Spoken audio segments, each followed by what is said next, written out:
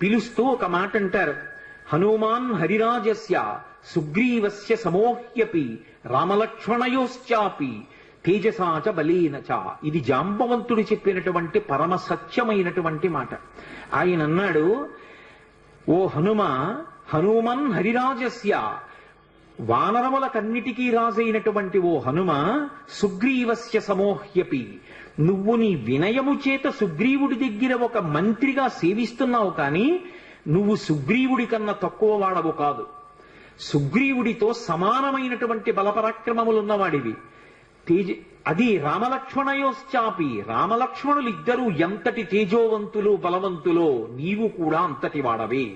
తేజసాచ బలేనచ, తేజస్సు యందు బలము యందు ఆ ముగ్గురి కన్నా నువ్వెంత మాత్రము తక్కువ వాడివి కావు. అటువంటి వాడివి ఇవాళ 100 యోజనముల సముద్రాన్ని దాటడం నీకు పెద్ద లెక్క